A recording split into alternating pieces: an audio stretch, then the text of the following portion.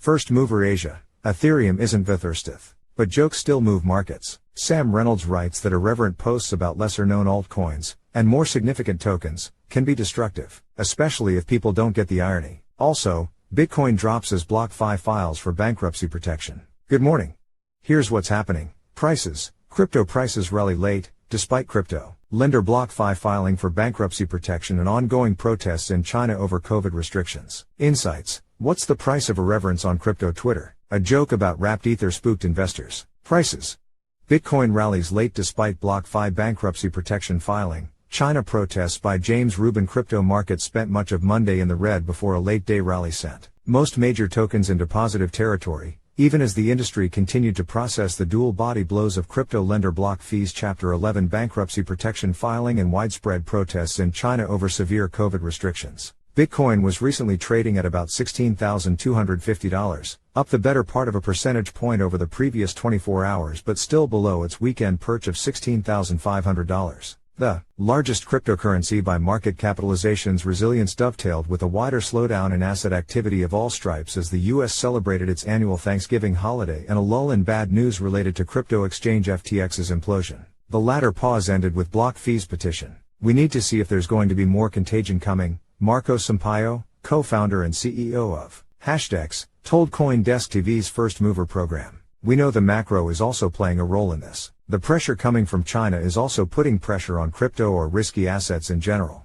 But Sampaio added cautiously, we need to see what's going to happen. We have many chapters to follow in the coming weeks. Ether was recently changing hands at about $1,175, also up 1.3% from Sunday. Same time.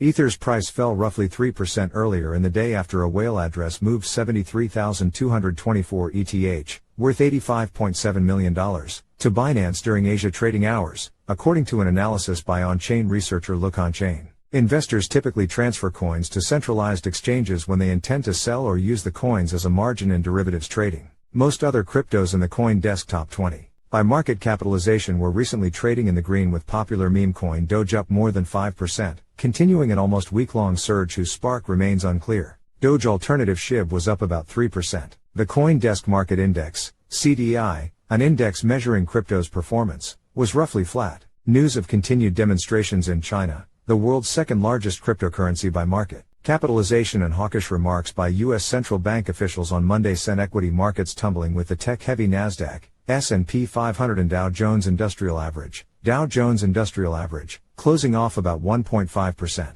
stETH's Sampaio noted that institutional investors focused on crypto's long-term potential have been less affected by the industry's recent debacles than companies that have been trading and are disallocating their assets. We know that markets come and go, he said. I would say give it time.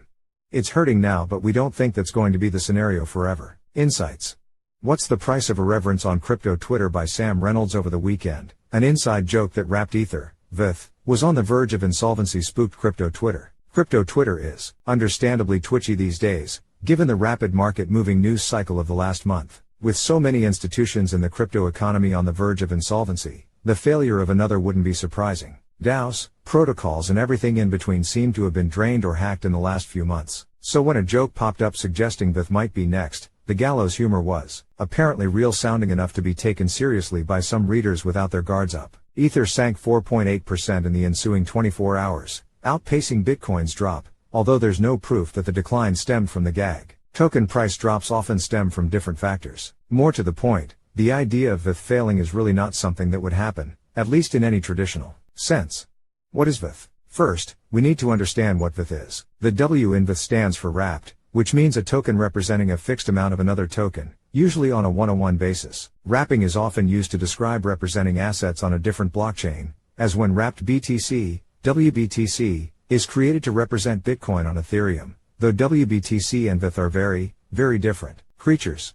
Wrapping an Ether token on the Ethereum network might seem strange then. To summarize a long, technical problem, Ether, the token, doesn't support the ERC20 standard that virtually every DeFi protocol uses. Ether came before ERC20, it's Windows 3.1 in the era of apps and smartphones. So instead of fixing Ether, it's faster to just wrap it in a modern ERC20 token. But it still is, in essence, another form of Ether on the Ethereum blockchain. Why can't WETH go insolvent? Unlike staked Ether, stETH, or bridge protocols that allow you to transport tokens to different protocols, i.e., sending Solana-based tokens to Ethereum via wormhole. WETH doesn't have a centralized entity. Immutable, open-source smart contracts govern how WETH and ETH interact, and it's simple to confirm that the WETH contract is fully backed at any given moment. There's a risk that the smart contracts behind WETH could be hacked. WETH is pegged 1-to-1, and thanks to block explorers you can easily validate this. It's transparent, decentralized and all on the same chain. So there's basically near zero risk, and a depeg is really an issue,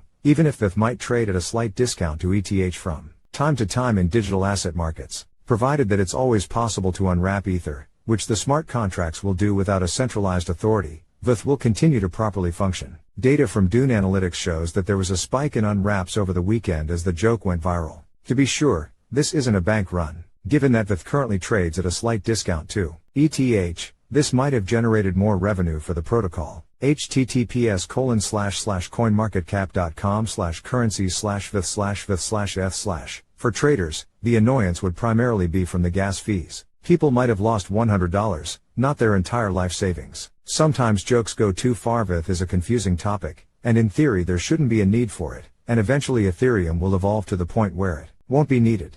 But this is less to do with WETH and more to do with how a news cycle based on flashy tweets can cause panic. This joke was a complicated one that required a reader to have technical context to properly understand it, and to find it funny. In the twitchy world of crypto Twitter, it's easy to misfire. Important events.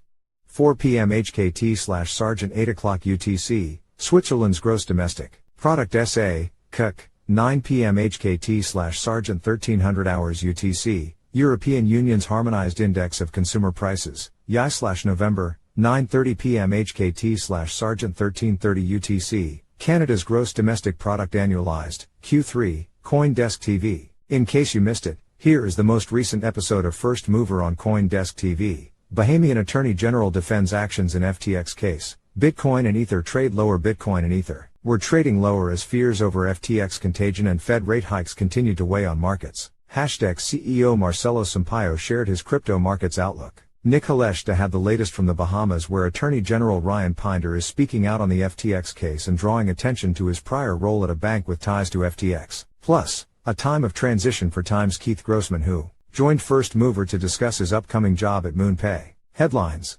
BlockFi files for bankruptcy as FTX contagion spreads. BlockFi received a $400 million line of credit from FTX earlier this year. Wrapped Bitcoin trades at discount amid market contagion. WBTC's discount dropped to as low as 1.5% as questions swirled over whether the token is fully backed. Custodian BitGo clarified that it is.